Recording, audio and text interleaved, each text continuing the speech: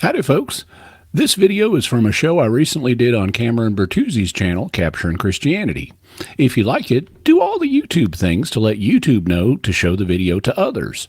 Be sure to like, comment, and share the video. And I am trying to grow my channel, so be sure and subscribe and hit the bell notification. Don't forget to check out Capturing Christianity and support the work that Cameron is doing there. Hope you enjoy this. Let's talk about after-death communications. This is our last subcategory of topics we're discussing today related to the afterlife. So touch on that for a little while, and then we'll turn to some more calls. Yeah, I'll be really brief about it, but after-death communications, or ADCs as they're known, are an astonishingly common phenomenon. You don't often hear about it. And there's the reason for that is basically fear. People are afraid to share the experiences they've had because people will think they're crazy. Well, they might have a different attitude if they knew that 40 to 50% of the population reports having an ADC at least once in their life.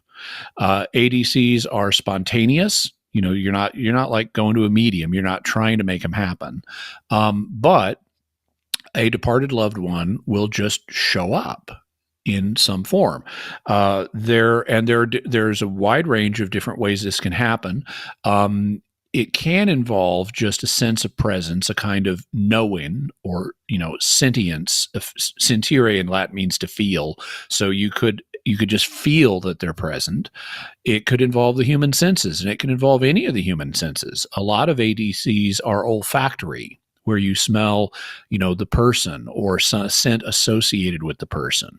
It can involve hearing. You may hear the person's voice. It can involve vision. You may see the person, and you may see them, when you're fully awake in brightly lit conditions and they look totally solid, or they may not look totally solid. So there's a wide range of things that can happen, but there are certain basic messages that tend to be communicated in these experiences. One of them is, I'm fine. Don't worry about me. I'm okay. I'm in a good place. Another is, I'm so sorry for what I did. I want to apologize. That also shows up. Another is, here's some information about the future that the person who's dead may communicate,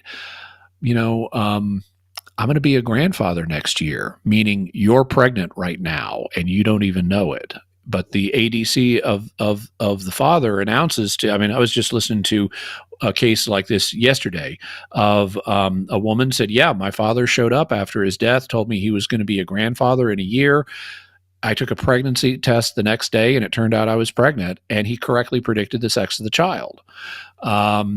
There are others that contain, vertical information. One of the things that tends to happen, and these are known as visitations. It's a subcategory of ADCs. Technically, ADCs can happen at any time in life after the person dies. It may be years later. There are some ADCs that occur 15 years, 30 years after the person died. Most of them occur within the first year. But if they occur within 24 hours, they're known as visitations. And there are a lot of times where people will first learn about the death of someone through an ADC. A very famous example, or at least a very prominent one in my estimation, is one where there was a young woman who was asleep with her husband one night, and the two of them were asleep, and she had a dream. And ADCs do sometimes occur in the context of dreams.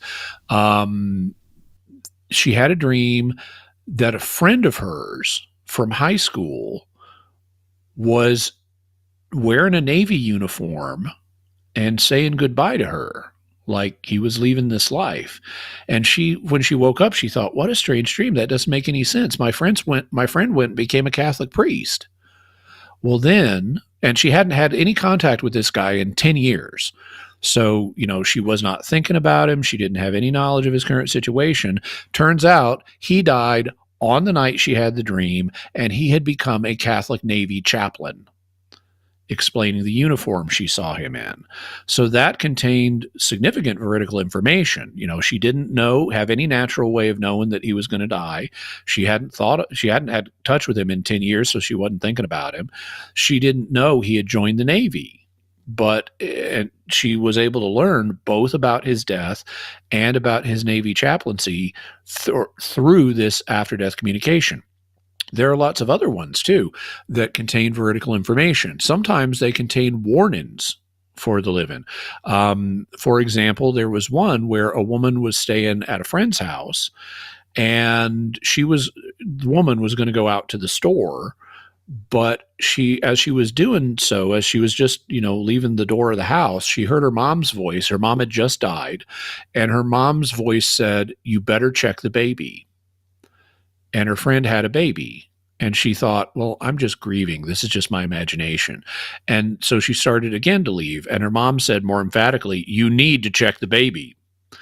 And so she went back in and she checked on the baby, and the baby who was her friend's child, had become entangled in the blankets in such a way that it couldn't breathe and it was turning blue.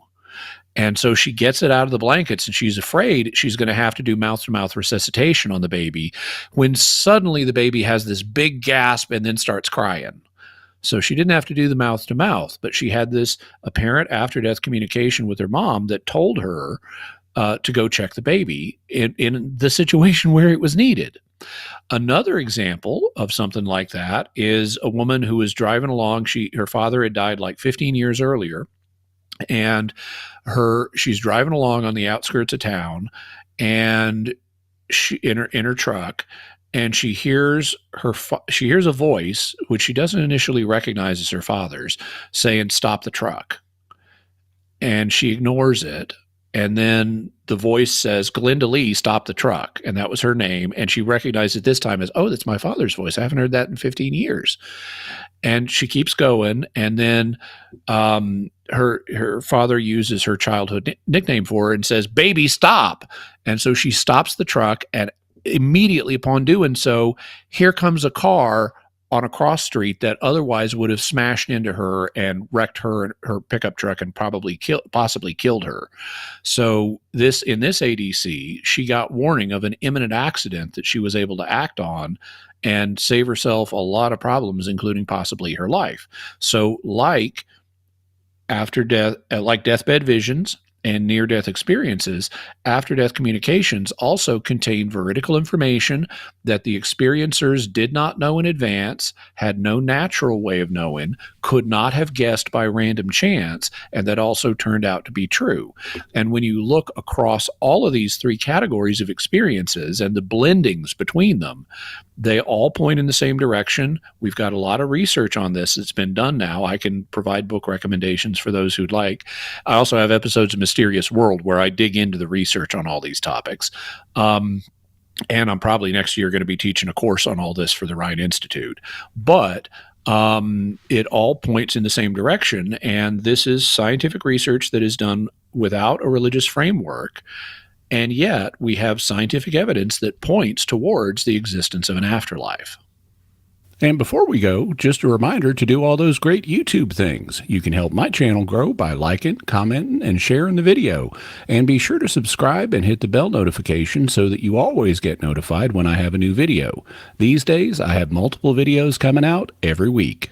Thanks so much, and God bless you.